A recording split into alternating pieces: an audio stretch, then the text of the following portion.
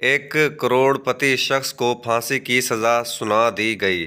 سزا سنانے کے بعد اس نے عدالت کے قاضی کو خریدنے کی کوشش کی مگر ناکام رہا۔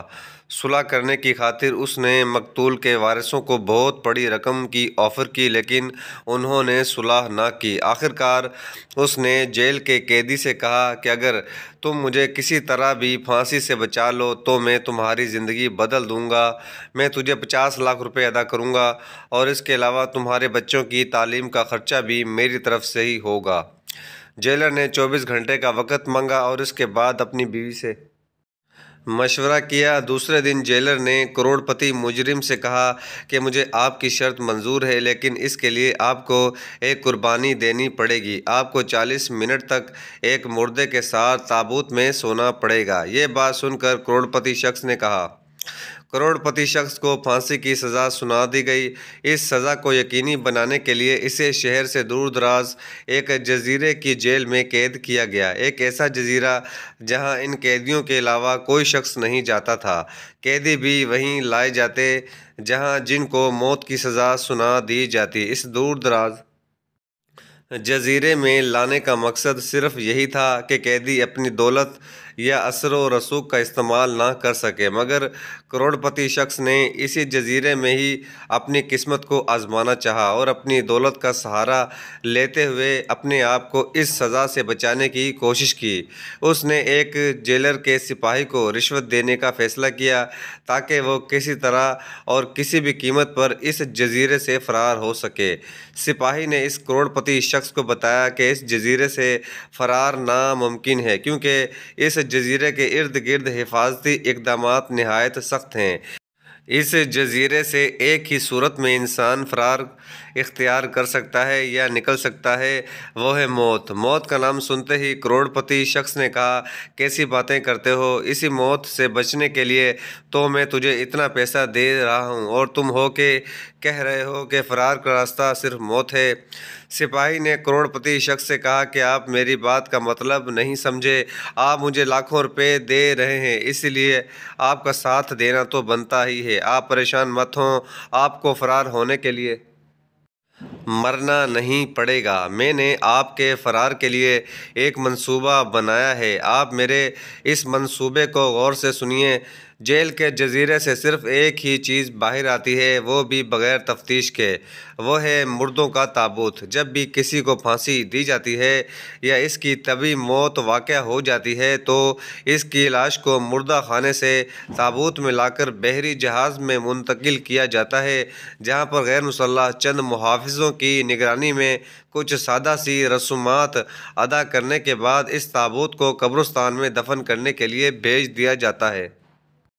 وہ محافظ ان تابوتوں کو بحری جہاز سے خشکی پر منتقل کرنے اور پھر دفنانے کے بعد واپس لوٹ آتے ہیں۔ اس کارروائی پر روزانہ صبح 10 بجے اس صورت میں عمل درآمد کیا جاتا ہے کہ وہاں مردہ خانہ میں مردہ اور تابوت موجود ہوں۔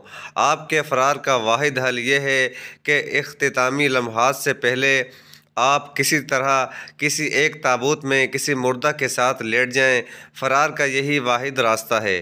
معمول کی کارروائی اختتام پذیر ہوئی۔ بحری جہاز سے آپ زمین اور پھر زمین سے قبرستان پہنچ جائیں گے۔ وہاں پہنچ کر تابوت کو دفن کر دیا جائے گا اور جیسے ہی جیل کا عملہ وہاں سے واپسی کے لیے نکلے گا تو ہنگامی رخصت لے کر آدھے گھنٹے کے اندر اندر میں وہاں پہنچ کر آپ کو قبر اور تابوت سے باہر نکال لوں گا۔ پھر آپ مجھے وہ رقم دیں گے جس پر ہم نے اتفاق کیا ہے اور اس کے بعد میں چھٹی کا وقت ختم ہوتے ہی واپس جیل چلا جاؤں گا اور آپ بھی غائب ہو جائیں گے۔ آپ کی گمشدگی ایک معمہ بن جائے گی جس کا کسی کو بھی پتہ نہیں چلے گا۔ اس معاملے میں ہم دونوں کو کسی قسم کا کوئی فرق نہیں پڑے گا۔ اس بارے میں آپ کا کیا خیال ہے؟ کیا آپ اس منصوبے پر عمل کروانا چاہیں گے؟ کروڑپتی شخص نے کہا کہ یہ ایک جنونی قسم کا منصوبہ ہے لیکن سولی پر لٹکنے سے 1000 درجہ بہتر ہے کہ میں اس منصوبے پر عمل کر لوں۔ اور اس منصوبے کا حصہ بنوں، کیونکہ میرے پاس دوسرا کوئی راستہ بھی تو نہیں ہے۔ پھر دونوں نے اس طریقہ کار پر اتفاق کر لیا، اس سوچ کے ساتھ کہ وہ دونوں اپنے منصوبوں میں کامیاب ہو جائیں گے۔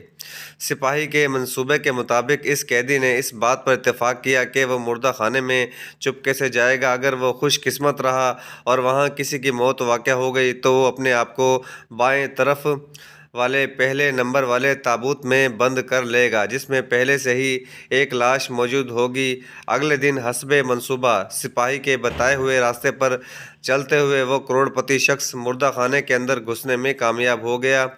وہاں مردہ خانے کے فرش پر وہ تابوت رکھے ہوئے تھے۔ پہلے تو وہ کسی مردے کے ساتھ تابوت میں لیٹنے کے خیال سے بھی گھبرانے لگا۔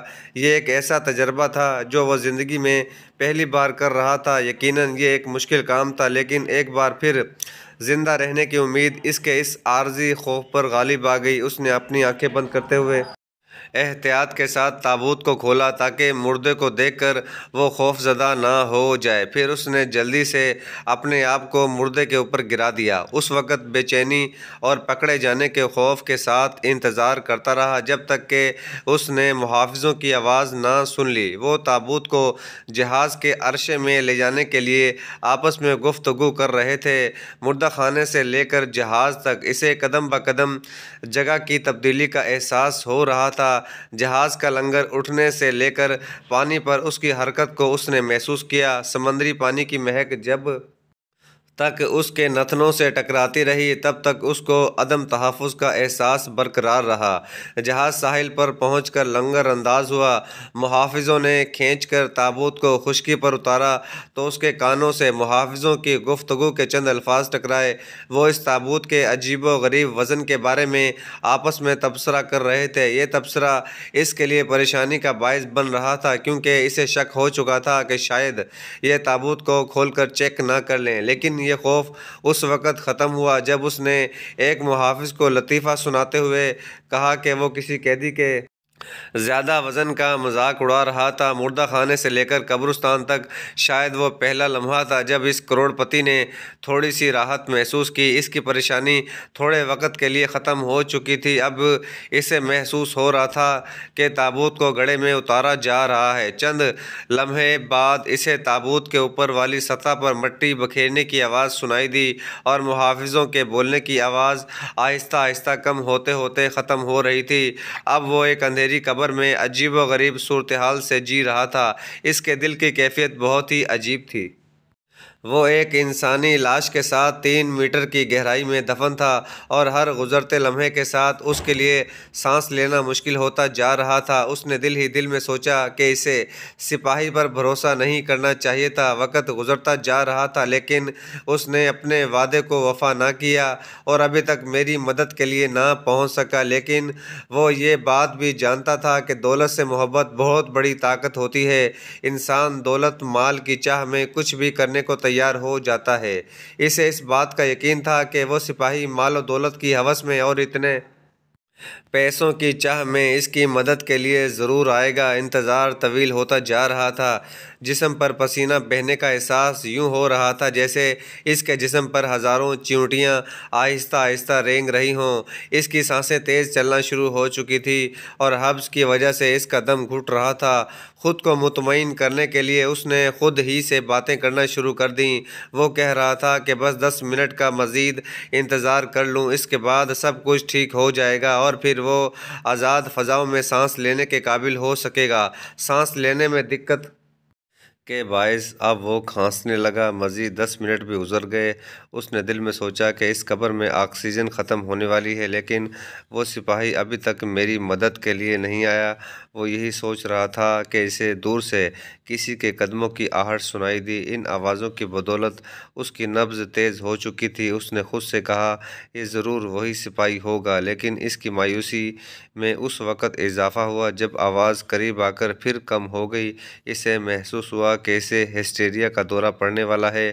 اسے محسوس ہونے لگا کہ اس کے نیچے والی لاش حرکت کر رہی ہے اور اس کی بے بسی پر طنز کر رہی ہے۔ اچانک اسے یاد آیا کہ اس کی جیب میں ماچس کی ڈبیا ہے۔ اس نے سوچا کہ وہ ماچس کی تیلی سلگا کر اپنی کلائی پر بندھی گھڑی میں ٹائم دیکھ سکتا ہے کہ سپاہی کے وعدے کے مطابق کتنا وقت گزر چکا ہے اور کتنا باقی ہے۔ اسے اس بات کی امید تھی کہ سپاہی کے بتائے گئے وقت میں ابھی بھی کچھ ٹائم باقی ہے۔ جب اس نے ماچس کی تیلی سلگائی تو آکسیجن کی کمی کی بدولت تھوڑی سی روشنی نکلی۔ شعلے کو گھڑی کے قریب لا کر اس نے دیکھا تو پتہ چلا کہ 45 منٹ سے زیادہ کا وقت گزر چکا ہے۔ یہ دیکھ کر وہ خوف زدہ ہو گیا۔ مدھم سی روشنی میں اسے محسوس ہوا کہ اس کا چہرہ مردے کے چہرے کے بالکل قریب ہے۔ اس نے خود سے ہی سوال کیا کہ مردے شخص کا چہرہ دیکھنا کیا اسے مزید خوف زدہ کرے گا؟ کیا وہ اس مردے سے اس تنہائی میں ڈر جائے گا؟ تجسس اور خوف کے ساتھ اس نے اپنی گردن موڑی، شعلے کو لاش کے چہرے کے قریب لے گیا۔ دہشت کے مارے اس کی آنکھیں پھٹی کی پھٹی رہ گئی اور اس کے رونگٹے کھڑے ہو گئے۔ اسے اپنی آنکھوں پر یقین نہیں آ رہا تھا کہ یہ تو اسی شخص کا چہرہ ہے جس نے پیسوں کی خاطر اسے زندگی کی امید دلائی تھی۔ یہ اسی سپاہی کی لاش تھی جس کی امید کی بدولت اس نے اپنے آپ کو زندہ تابوت میں دفن کیا تھا۔ شعلوں کے مدھم ہوتے ہی اسے اپنی زندگی کی شمع بھی ختم ہوتی دکھائی دے رہی تھی۔ اسے اس بات کا یقین ہو رہا تھا کہ اس کی دولت، اس کا مال اس کے کام نہ آیا۔